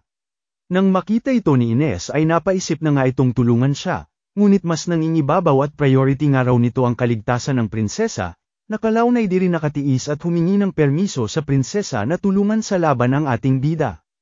Siyang tunay nga ay to the rescue na si Ines kay Noor. Gamit ang kanyang pangmalakasang kalasag na basic hinarang lamang ang sandamakmak na punyal ni Kuya Kalaban. Gamit din ang kanyang Divine Shield ay binanata nito ng atake ang kalaban, na lubos kinamangha ni Noor ngunit kasabay din ang pagkabahala pagkat basic iniiwasan lamang ito ni Deadman gamit ang pambihirang liksi nito. Walang mangyayari kung ganito lang ang diskarte natin, ika na nga ni Ines kaya iminungkahi kay Noor na siya na bahala sa opensa habang magfo-focus na lamang daw siya sa depensa. Dito na nga naisip ni Noor na gamitin ang mga nabunging ngipin ng nakalabang palaka kanina bilang pambato, na siyang tunay nga kalaunan ay ibinato sa sandamakmak na punyal ni Deadman Zodo gamit ang physical enhancement at stone throw skill niya. Kinamangha na nga ito ni Ines at nawasak ni Noor ang mga lumilipad na punyal gamit lamang ang mga kuko at pangil ng Black Death Dragon kanina, ngunit sa gitna ng kanilang paganap ay biglang singit na nga ng atake si Zodo mula sa kung saan, buti na lamang ay agad na peri naman ng ating bida, na lubos kinagulat ng kalaban at panaong naharang nga raw ni Noor ng ganoon kabilis, at nawasak na naman ang punyal niyang gawa pa sa adamantite. Ano pa nga ba at nagsorry na naman ang ating bida at nasira nga raw niya ang sandata ng kalaban, na kinabuisit na nga ni Zodo at kung ano raw kinawerdo ng espada niya ay ganun din kalala ang tama sa ulo ng ating bida, sabay namangha sa abilidad ni Noor na makita ang kanyang mga atake at eperi ito. Tsamba nga lang daw ika naman ni Noor ngunit pinabulaanan ng kalaban at pakiramdam niya raw may mas malalim pa na dahilan dito, sabay ipinabatid sa kanila na titigil na muna siya sa ngayon, at mukhang di niya na rin daw masasaksihan ang special celebration na magaganap sa Royal Capital. Anong ibig mong sabihin? Biglang singit na nga ni Ines at nabahala sa sinabi ng kalaban. Pang-ising-ising nga lang ang adventurer at sinabing maging siya ay walang alam sa mga detalye, basta't ang alam niya lang daw bongga ang mga magiging kaganapan. Sabay sa kanila ay nagpaalam na at naging masaya na rin naman na daw ang pagpapalipas niya ng oras sa kanila. Sabay bamanat pa nga sa ating bida na sa lahat daw ng nakilala niyang weirdo at kakaibang tao, ay si Noor daw namumunguditanggi sa lahat ang pinakamay tama sa ulo, swerte nga raw nitong bata, at tiba-tiba na raw sana siya ngayon kung nagkataon, kung di lang dito sa lalaking ito, muling banat na nga ng kalaban na muli siyang binanatan. Tumigil ka na nga, ribat na nga lang ni Noor hanggang sa tuluyan na ngang umalis ang kalaban. Nabahala na nga ang dalawang dalaga sa mga iniwang salita ng kalaban, habang napatanong naman si Noor kung interesado raw ba ang dalawa sa bonggang party sa Royal Capital na tinukoy ng kalaban. Kalaunan ay iminungkahi na nga ni Noor na bumalik na lamang sila sa Royal Capital, since curious din naman sila at since di rin naman daw nila mas asama si Rollo sa Mithra. Bigla na nga lang nang inig sa takot si Rollo nang malaman na galing sila lahat sa Royal Capital, at di nga raw sila pwedeng pumunta rito, na lubos nilang kinabahala at ano raw ba ang ibig sabihin ni Rollo. Dito na nga ipinaliwanag ng bata na may dambuhalang halimaw raw na lulusab sa Royal Capital base sa mga narinig-rinig niya, na sa sobrang lakas ay kayang magpabagsak ng isang buong bayan. Dahil dito ay napagdesisyonan ng prinsesa na agad na silang bumalik sa bayan ngunit agad kinontra ni Ines. Bago pa man matapos sa pagsasalita si Ines ay inunahan na ito ng prinsesa at alam niya raw na utos ito lahat ng kuya niya. Kinagulat na nga ito ni Ines at paano raw ito nalaman ng prinsesa. Ayon naman sa prinsesa ay kapatid niya ito kaya alam niya ang takbo ng isip nito. Ngunit di na nga raw ito importante ngayon at mahalagang masabi nila ang kanilang nalaman sa kaharian. Wala na ngang nagawa si Ines kundi sundin na lamang ang prinsesa, ngunit sa kondisyon nga raw na manatili itong sa tabi niya kahit ano pa man ang mangyari. Tinanong na nga ni Noor ang bata kung ano na ang plano nito ngayon. Dito na nga napagdesisyonan ni Rolo na sumama na lamang sa kanila at maaaring demon folk daw ang may kagagawa nito. Pagkamangha naman ang nadama ng prinsesa at napakalaki raw ng puso ng Noor sensei niya kumpara sa kanya, habang sa isip-isip naman ng ating bida ay lubos ng hihinayang, at di man lang daw niya natikman ang palaka na kanyang nakalaban. Kalaunan ay nagmadali na nga silang bumalik sa royal capital, habang sa kaharian naman ay tila may namataan ang kanyang kuya mula sa himpapawid, at nang gamitan ito ng uncover spell ay lubos na gulantang nang makita ang nakapaloob ditong halimaw, na ayon dito sa kawal ay isang black dragon, ngunit pinabulaanan ng prinsipe at sinabing hindi lang ito basta dragon lamang, bagkus ay isang calamity dragon. Pakurot na rin lods ng like at subscribe, salamat. Habang nasa karwahe ay bigla na lamang natigilan si Noor at may kakaiba raw siyang nararamdaman sa bandang kaharian. Kinabahala naman ito ng iba dahil wala naman raw silang maramdaman hanggang sa sumambulat na nga sa kanila ang isang dambuhalang dragon na ayon sa prinsesa ay isang calamity dragon. Sa laki nito ay nandilim na nga ang buong kaharian, na lubos kinabahala ng prinsipe at napagtantong kagagawa nito ng Kalabang Imperyo, na ginising ang calamity dragon mula sa mahimbing nitong pagtulog. Dahil dito ay agad na ngang ipinag-utos ng prinsipe ang agarang paglikas ng mga tao sa kanilang kaharian, habang ang Sovereign Six naman ay di magawang magtipon at magsama-sama gawa ng kanya-kanyang kalaban na kanilang kaharap. Samantala, pinuntahan naman agad ni Gilbert ang hari para sa layo nilang paglisan sa kaharian, ngunit agad binara ng hari at sila na nga raw bahala sa mga tao at pagsiguro sa kaligtasan ng mga ito sabay nagpaiwan at may trabaho pa nga raw siyang kailangan asikasuhin. Drama mode naman ang prinsesa pati na si Ines, at sa harap nga raw ng Calamity Dragon ay di malayong mawasak ang buong royal capital, at bagamat lumisan na ang lahat ay sigurado raw na magpapaiwan ng hari para harapin ang nasabing dragon, kahit alam naman daw nilang walang laban dito maski ang mismong hari. So yan pala itsura ng isang dragon, biglang singit na nga ni Noor sa tabi sabay tanong kay Lin kung nasa kaharian pa raw ba ang kanyang kuya at amang hari. Malungkot na oo naman ang sagot ng prinsesa at huli na nga raw ang lahat para tulungan pa ang mga ito. Kinontra naman ito ng ating bida at sa tingin niya raw aabutan niya pa ang mga ito kapag tumakbo siya, na lubos pinagtaka naman nila at paano raw sa ganitong kalayo na distansya. Di gawin natin yung ginawa natin sa Goblin dati, mungkahi na nga ni Noor, hanggang sa mapagtanto ng prinsesa na ang ibig nitong sabihin ay ang wind blast spell niyang nagpatilapon dito dati na bagamat pwede ay lubha raw delikado. Huwag nga raw mag-alala ang prinsesa pagkat sasaluhin naman daw ng kanyang espada ang impact ng nasabing spell, tsaka malaki raw ang utang na loob niya sa mga tao ng kaharian lalo na sa airpat ni Lin kaya nais niyang tumulong. Drama mode na naman nga ang prinsesa at bakit napaka-negative niya raw sa ganitong sitwasyon habang ang Noor sensei niya heto nag-iisip ng mga solusyon, kaya wala raw siyang karapatan para ang iminungkahi nito ay pagdudahan, lalo na ang mag-alinlangan. Samantala, drama mode din ang airpat nitong hari at napaisip sa kawalang hiyaan ng karatig imperyo nila na gagawin talaga ang lahat makamkam lamang ang Dungeon of the Lost na bahagi ng kanilang kaharian, na nais gawing military power ng mga ito para masakop ang buong mundo. Wala nga raw pakialam ang mga ito kahit mawasak pa ang kanilang kaharian makuha lamang ang dungeon mula sa kanila, na siya niya raw pagkakamali at mukhang minaliit niya ang hangganan ng kabaliwan ng nasabing imperyo, na aabot talaga sa punto na magpapadala ng isang calamity dragon. Pasensya na nga raw sa mga nasasakupan niya at tanga-tanga ang kanilang hari, ngunit hayaan nga raw nilang bumawi siya, at bagamat di niya man magawang tapusin ng dragon ay sisiguraduhin niya raw na isasama niya ang isa sa mga mata nito. Samantala, gamit ang Divine Shield ni Ines ay gumawa ito ng isang malaking tubo sabay pinatayo ang ating bida sa harap nito. Umoki naman itong si Noor ngunit nagtaka nang magsimula ng mag-cast ng spell ang prinsesa at tila iba raw ito sa nakaraang ginawa nito. Sorry in advance na nga lang ang prinsesa at mas malakas nga raw ito kumpara sa dati, at bago pa man makapagsalita si Noor ay bigla na lamang itong nawala ni kaluluwa wala. Balik sa kaharian ay di na nga nagpatumpik-tumpik pa ang Calamity Dragon, at nagsimula ng bumuo ng pangmalakasang hami-hami wave. Lubos si kinabahala na nga ito ng lahat at ito nga raw ang Elder Dragon Breath na siyang nagwasak sa kontinenteng ito ilang daang taon na ang nakakaraan.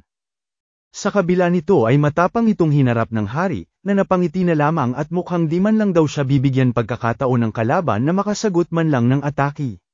Dito na nga nito ibinaba ang kanyang espada sabay naglabas ng isang nagliliwanag na punyal, at ipatitikim niya raw sa Calamity Dragon ang lakas ng mga tao.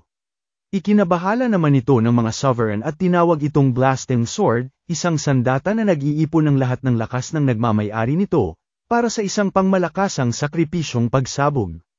Hype na nga tatay mo at desidido ng magsakripisyo hanggang sa matigilan ng biglang pumasok sa eksena ang ating bida na bumangga sa panga ng bumagsak na nag-uurumintadong dragon. Nagising na nga lang ang dragon na nagtataka at bakit nababalutan daw siya ng alikabok, at kung itong bidang araw ba natin ang may gawa nito. Nagalit na nga ito sabay sabing ang malalakas ang nagkokontrol sa mahihina sa pamamagitan ng karahasan, kaya umanda nga raw itong bida-bida na matikman ang natural na batas ng mundo sabay ibinira ng buong lakas ang kanyang dambuhalang buntot kay Nor. Ngunit basic pineri lamang ng ating bida, ayon bumagsak na namang muli ang dambuhalang dragon.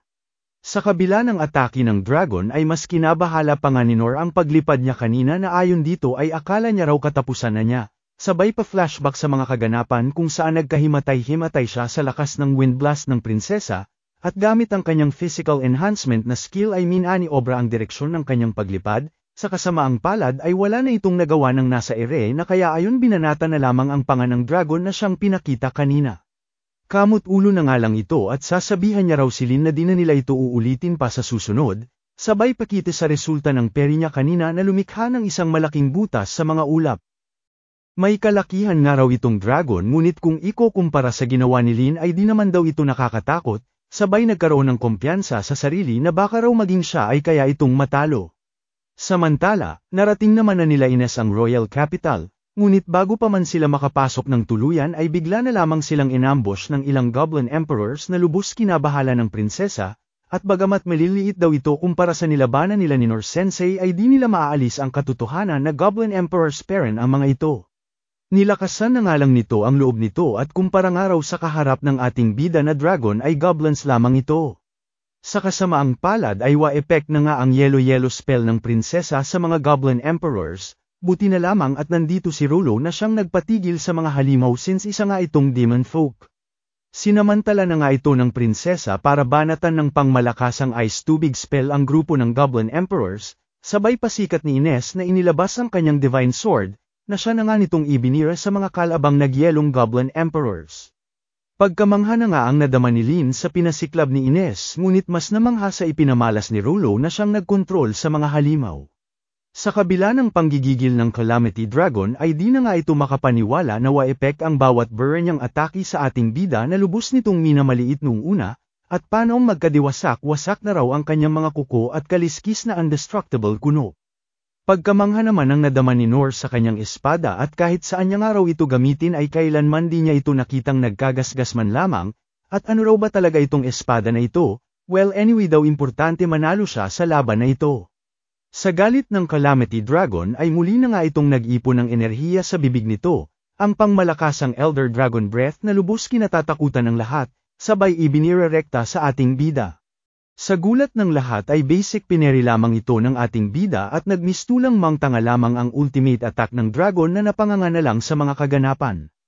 Galit na galit nga raw ang dragon ika naman ni Rolo since naiintindihan nga nito ang salita ng mga halimaw, at sobrang frustrated dahil di raw ito tinuturing na seryosong banta ng ating bida, kahit ginagawa na raw nito ang lahat.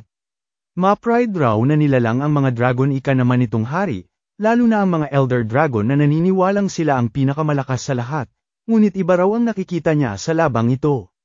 Na maging ang mismong Calamity Dragon ay tinanggap ng ang mahina sa laban na ito, ang walang kwenta sa labang ito, ay siya, sabay na bungi ng muling umatake sa ating bida. Sa pagbagsak nito ay nagmistulan na nga itong pusa na tila nakahanap na ng amo, na lubos kinagulat nila Lin na siyang nakasaksi sa lahat.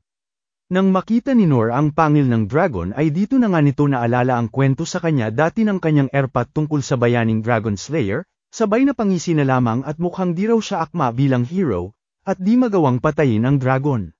Dito na nga siya nilapitan nila Lin na siyang sinalubong niya naman ng may ngiti habang nasa likod ang nagpapakyut na dragon. Pakyut na rin lods ng like at subscribe ko dyan, salamat. Nasaktan ka ba sensei? Tanong na nga ni Lin sa ating bida na hindi man lang pinagpawisan sa mga kaganapan, at ipinasalamat ang mga nangyari kay Rolo at kaya raw pala biglang umamo ang dragon ay dahil sa dumating na itong bata. Agad itinanggi naman ito ng bata at hindi raw siya ang dahilan sa pagkalma ng kalabang dragon, na ayaw namang paniwalaan ni Noor at naisip na marahil itinatanggi lamang ng bata dahil sa takot na katakutin siyang muli ng ibang tao bilang isang demon folk. O siya sige na nga, ika na nga lang ni Noor at na-misunderstand na naman ang sitwasyon. Dito na nga sumingit ng pabor si Noor kay Rolo na kung maaari raw ay pabalikin na lamang ang dragon sa pinanggalingan nito, na lubos pinag-alala naman ang lahat at lubhang delikado nga raw ang dragon para palayain na lamang. Ipinabatid naman ni Noor na bagamat mas magandang patayin na lamang ang dragon sa sitwasyon na ganito, ay di niya raw kayang patayin na lamang ang dragon kanyang kaharap. Medyo makasarili nga raw ang mungkahi niyang ito ngunit sana raw ay pagbigyan siya ng mga ito. Wala naman nagawa ang iba kundi pagbigyan ng ating bida na siyang tumalo sa dragon, habang nabahala naman si Rolo sa kung papaano niya pakikiusapan ang Calamity Dragon. Biglang bulong na nga ang bida natin na huwag nang mag-alala ang bata pagkat di naman daw matatakot sa kanya sila Ines at Lin at inaako lang ito ang bumabagabag sa bata. Bagamat nababahala ay kinausap na nga nito ang Calamity Dragon kalaunan, at dito nagulat nang sabihin daw sa kanya ng dragon na gagawin daw nito lahat ng anumang utos ng kanyang master.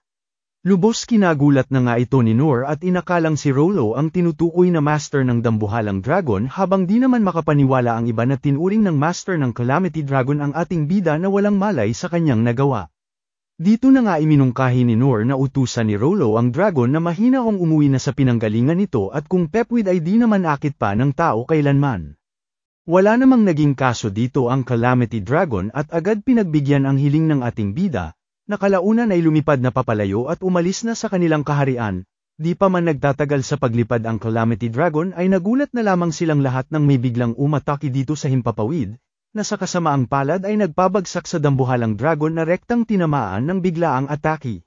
Dito na nga pinakita ang tuwang-tuwang emperor ng Kalabang Imperyo na siyang may gawa ng pag-atake sa Calamity Dragon, at sa lahat ng mga kaganapan at pag-atake sa kanilang kaharian.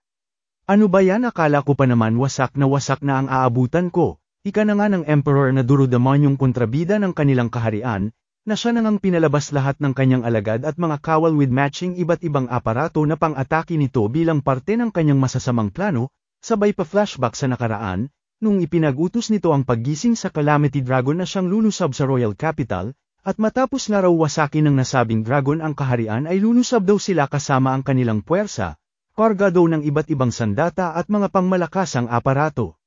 Sa kabila ng mga planong ito ay kinontra ito lahat ng isang lalaki na nagngangalang Randeos, at di niya raw nakikita ang digmaan na ito na kapakipakinabang para sa kanila.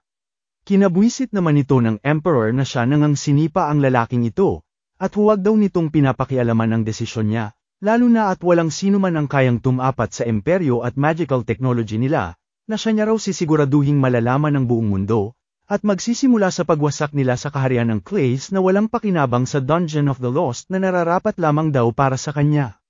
Samantala, agad pinuntahan naman nila Noor ang lugar na binagsakan ng Calamity Dragon, at pinag-aalala kung buhay at okay pa raw ba ang halimaw. Dito na nga nila nakita ang sandamakmak na army ng katabing imperyo, na siya ring nakita sila at napansing kasama itong si Ines, na marahil siya raw dahilan kung bakit okay parent ang Royal Capital sa kabila ng paglusob ng Calamity Dragon, na kilalang alamat sa buong mundo dahil sa taglay na lakas nito. Tawa-tawa na nga lang ang Emperor at eto na raw ang katapusan ng mga nasabing alamat, sa mundong kanyang gagawin na kaalaman at teknolohiya ang mananaig, sabay utos na pasabugin ang aparatong tinawag nitong Brian Aquila Ines, na marahil tinagurian daw na Divine Shield, ngunit siguradong abo raw laban sa pinagmayabang nitong aparato. Walang ano-ano'y pang malakasang laser na nga ang ibinira nito papunta sa grupo ng ating bida, parehong aparato na nagpabagsak sa Calamity Dragon. Ngunit bago pa man tumama kay Ines ay agad nang ang pineri ni Noor ng walang kahirap-hirap, na lubos na namang kinagulat ng lahat maging ng Emperor na lubos nagtaka at marahil pamalya nga lang daw ang atake nila. Samantala, pagtataka rin ang dulot nito sa ating bida at sino raw ba ang mga ito? Paliwanag naman ng prinsesa na ito ang imperyo na pinangungunahan ng durodemonyong si Darius III, na siguradong libu-libo ang dalang army at layong pabagsakin ang kanilang kaharian para sa pansariling interes nito sa Dungeon of the Lost. Lubos kinagulat na nga ito ng ating bida habang pag-aalala naman ang nadama nila Ines pagkat alanganin sila sa lakas ng puwersa na dala ng nasabing kalaban. Kailangan na raw nilang umatras muna sa ngayon at hanapin ang kanyang kuya, mungkahi na nga ng prinsesa sa kanila, sabay tanong sa ating bida kung ano raw ba ang plano nito ngayon. Aces tinatanong pa ba yan, ika na nga ng ating bida na sa isip-isip ay naisip din na umatras na sila sa mga kalabang ito. Ngunit iba naman ang naging pag-intindi rito ng prinsesa at inakalang nais lumaban ng kanyang Norse sensei. Sa gitna ng kanilang pag-uusap ay bigla na nga lang silang pinaulanan ng kalaban ng sandamakmak na pew-pew-pew. Agad naman itong hinarang ni Ines gamit ang kanyang divine shield ngunit ikinabahala ni Nor pagkat mukhang walang plano ang kalaban na paalisin sila sa lugar na yun, kaya naman iminungkahi ng ating bida na magsisilbi siyang diversion nang makatakas ang iba niya pang kasamahan sa mata ng mga kalaban. Sa isip-isip na nga ni Nor na marahil di raw siya magaling makipaglaban ngunit kung takbuhan daw ang usapan ay basic lamang ito sa kanya, sabay pa flashback sa kanyang kabataan, noong panahong batak siya sa takbuhan dahil sa lagi siyang hinahabol ng mga babuyog dati. Huwag daw silang mag-alala pagkat sisiguraduhin niyang babalik siya ng ligtas, ika na nga niya sa kanyang mga kasamahan. Agad sumang-ayon naman ang prinsesa ngunit bago raw yun ay hayaan daw ng ating bida na magbigay siya ng kahit kaunti man lang na tulong, sabay porma sa likod ng ating bida, na lubos kinabahala ni Nor at baka banatan na naman daw siya nito ng pangmalakasang wind spell. Pinabatid naman ng prinsesa na huwag daw mag-alala si Nor sensei pagkat ko-controlin niya raw ang lakas na ibibur niya. Wala naman ang nagawa ang ating bida kundi sabayan na lamang ang plano ng prinsesa, bagamat labag sa loob at di nga raw siya ready sa isip-isip niya, hanggang sa walang ano-ano'y lumipad na nga lang ito sa lakas ng wind blast na banat ng prinsesa sa kanyang likod, at dito pineri lahat ng pinapaulang pew-pew-pew ng kalaban sa kanila. Sinamantala na nga ni Nor ang lakas ng tulak sa kanya ng prinsesa para marekta ang hukbo ng mga kalaban, nakalaunay siya na nga niyang narating at pineri lahat ng mga sandet at kalasag ng mga ito, nang masigurado niya raw ang pagtakas ng kanyang mga kasamahan. Sa lakas ng ating bida ay nagkadiwalwal-walwal na nga ang mukha ng kalabang emperor habang isa-isa namang natamba ang mga kawal nito sa pagbagsak ng mga sandatang pineri ng ating bida.